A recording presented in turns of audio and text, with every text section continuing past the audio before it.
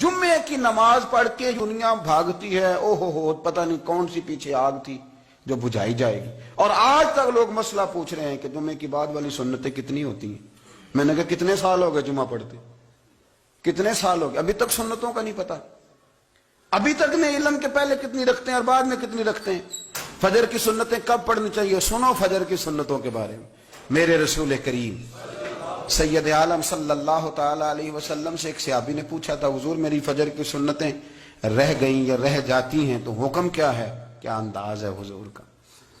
بخاری مسلم کے لفظ سنو، حضور سید عالم صلی اللہ علیہ وسلم فرمانے لگے، اس نے کیا پوچھا تھا، حضور جواب کیا دیتے ہیں؟ فرمایا فجر کی سنتیں کبھی نہ چھوڑنا، فجر کی پہلی دو سنتیں کبھی نہ چھوڑنا۔ یا رسول اللہ صلی اللہ تعالی علیہ وسلم میری رہ گئی ہیں، رہ جاتی ہیں۔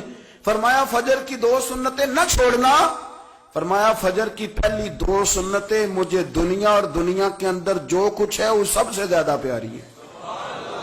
فجر کی دو سنتیں دنیا اور دنیا میں جو کچھ ہے مجھے وہ سب سے زیادہ پیاری ہیں، اس لیے فجر کی سنتیں نہ چھوڑنا۔ اپنا ذوق، اپنی طبیعت، ہم نے نا ذوق غلط بنا لیا ہے۔ اگر 20 بندے کہہ بھی دیں گے تو نے بڑی شاندار تلاوت کیا تو کیا اس سے بنے گا؟ 100 بندہ کہہ بھی دے تیری کیا بات ہے، کیا بات ہے نعت خاں کی، کیا بات ہے علامہ صاحب کی، پیر صاحب کی، پیر مہر علی شاہ صاحب رحمت اللہ علیہ۔ آپ تشریف فرما تھے تو آپ کے ایک ہی بیٹے بابو جی جن کو کہا جاتا ہے، جس دن صاحبزادے پیدا ہوئے تو خادم نہ وہاں سے نکلا۔ ان لوگوں کے شوق اور طرح کے تھے نا تو ان کی توجہ بھی اپنے شوق کی طرف رہتی، تو خادم نکلا اندر سے، پیر صاحب مبارک ہو، پیر صاحب مبارک ہو، پیر صاحب مبارک ہو، پیر صاحب مبارک ہو، شور کر رہے ہیں۔ تو پیر صاحب کو وجد ہو گیا، اللہ اکبر اللہ اکبر اللہ، وہ کیا ہوا، کس بات کی مبارک دے رہے ہو؟ عرض کی حضور اللہ نے بیٹا دیا۔ تو آپ فرمانے لگے اچھا حضور آپ کیا ہوا، آپ تو پریشان ہو گئے۔ فرمانے لگے جب تو نے 3 دفعہ کہا نا مہر علی کو مبارک ہو تو میں سمجھا تھا شاید تجھے کسی نے بتا دیا ہے کہ مہر علی سے اللہ راضی ہو گیا، میں سمجھا تھا کہ شاید تو یہ خبر لے کے آیا ہے کہ کسی نے بتایا ہے کہ مجھے آج خبر ملی ہے کہ مہر علی سے رب اچھا پتر ہوا ہے، الحمدللہ اللہ کا شکر ہے، پر میرے لیے مبارک کا دن وہ ہوگا جب میرا رب کہے گا کہ میں مہر علی سے راضی ہوں، میرے محبوب کہیں گے کہ میں مہر علی سے۔ آپ بات کو سمجھیں، شوق ہی کسی اور طرف تھا، دل ہی کہیں اور لگا ہوا تھا، طبیعت ہی کہیں اور مائل تھی۔ کوئی وظیفہ پوچھتے تھے تو پڑھتے تھے وہ لوگ، کچھ اللہ اللہ انہیں بتائی جاتی تھی تو کرنے کا ذوق رکھتے تھے، طبیعت تھی، قائل تھے۔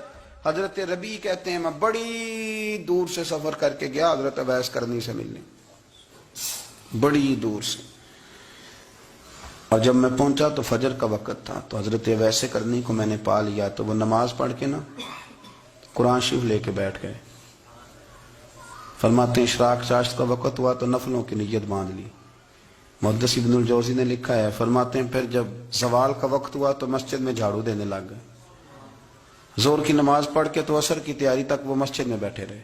اور میرے نبی پاک علیہ السلام نے فرمایا جو نماز کے انتظار میں بیٹھا ہو وہ نماز ہی میں ہے، وہ نماز ہی میں ہے۔ فرمایا میری دنیا، میری امت کی جو رہبانیت ہے نا وہ اتنی ہے کہ نماز کا انتظار کرے، اذان کے بعد نماز کا یہ راہب ہے، یہ اس وقت چھوڑ کے بیٹھے ہیں سارا کچھ۔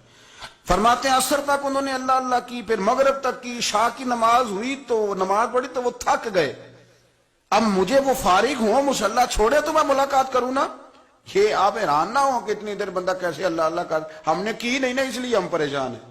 جو عادی ہوتے ہیں وہ کر بھی لیتے ہیں، وہ یہ کام، میری بات کی سمجھ آ رہی ہے؟